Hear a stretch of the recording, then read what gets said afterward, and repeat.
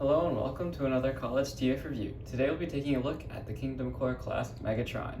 And I personally think this is one of the best Hasbro Core Legends class Megatrons ever.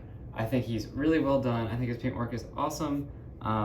There are a few minor critiques, of course, I have with him, but overall I think he is a great figure. So bringing him for a closer look, you can see we get that really nice metallic silver sculpt on the front. A very nice head sculpt. I like the little smirk on his face.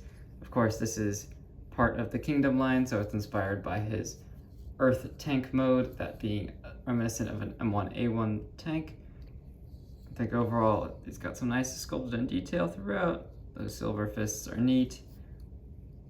Coming down to the legs, they're a bit bland, but there is some hollowness, but they do fill out kind of nicely in the way they transform.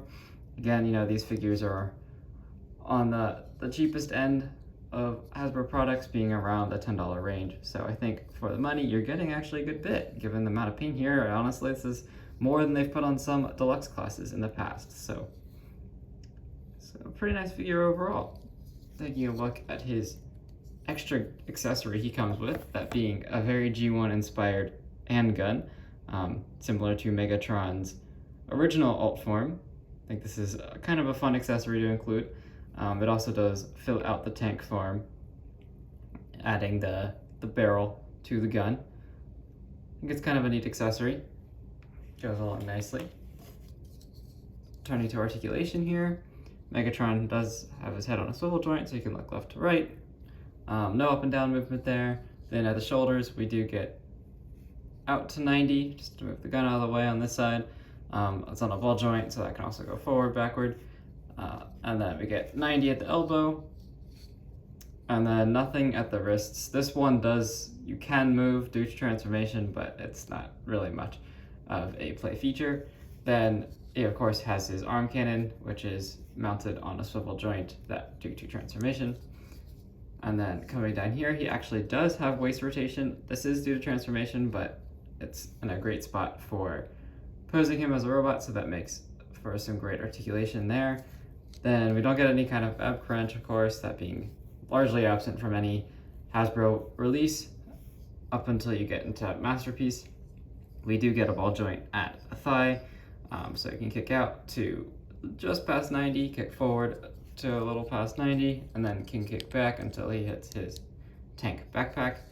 Then we also get knee bend to 90 degrees, and then of course nothing at the ankles. And again, I think that's a shame on these core class figures. I think they totally could have given a little bit more, at least transformation to the feet, either had them collapse kind of like on the Earthrise figures, or given them an ankle rock joint, because there's, I think, plenty of space to incorporate such a feature, especially considering what the third-party figures offer. So yeah, overall I think this is pretty good robot mode, pretty posable.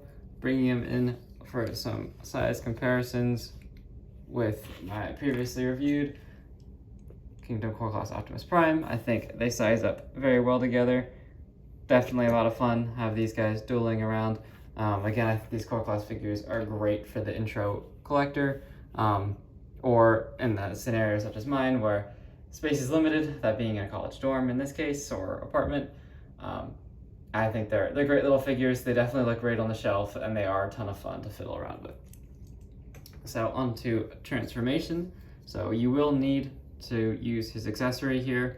I know this is a bit controversial because it is kind of parts forming, but I'm not opposed to it. So to start off, start with his arms. So you actually on this side want to rotate the wrist all the way around so that this black piece is on top. And then same thing on this side, but you just rotate the whole arm, so that's facing all the way around. Then we come to the backpack, untab that from his back, and lift it over the shoulders like this. And then we want to untab the shoulders from the sides and bring them up. And you see we have a peg on this side that will tab into the arm cannon. And make sure you also rotate this cannon around before joining to the front. And those will snap in. Just attach the arms together there at the cannon. All lined up. And then we have two pegs here on each side that go into the bottom of the arms. Snap those in. Then we'll want to rotate the waist around here at the bottom. And then come to the legs here, and we'll untab them at the top, and that will reveal this double joint, which just comes over the top and then snaps in there. And then we have this little tab here on the inside of the front of the back of the treads, front half of the treads there, and that just tabs on to the inside and repeat on the other side. I will say this joint on the inside here is a bit loose, but of course that's just a press fit joint and it's very easy to reattach. But after transforming him a few times, I haven't had any issues with it. Then we just want to get everything flattened out here so everything sits nice and flush. And then come in with the gun and we attach that to the front of cannon here. And here is Megatron, Kingdom Core Class Megatron in his tank form. I think overall we actually do get a pretty good amount of playability out of this guy because of course he has a swiveling turret. It's a very nice feature. And then something that the larger Voyager counterpart doesn't actually have is a raising barrel. So I think this is a very nice feature to have at this size. Makes him very playable, and overall he captures that look that his larger Voyager counterpart very well. Honestly, they're almost identical in transformation. There's a lot of similar reuse. I think that actually is a criticism to the Voyager, as that definitely should have implemented a bit more complex transformation, in my opinion, to pull off the tank mode. It was a bit lazy in parts forming, but overall for a core class, I think this is very well done. Of course, the feet still stick out on the back, which is kind of annoying. They could have totally just compressed those in, I think.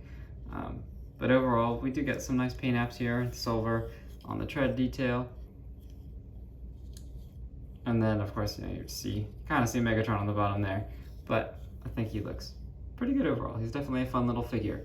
Let me know in the comments below what you guys think of these core class figures, and if you have a personal favorite out of the line.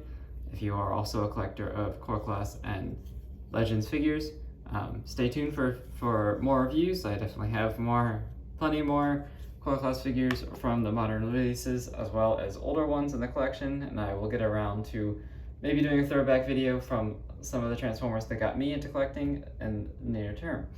Thank you. Please like and subscribe if you like this video, and see you in a little bit.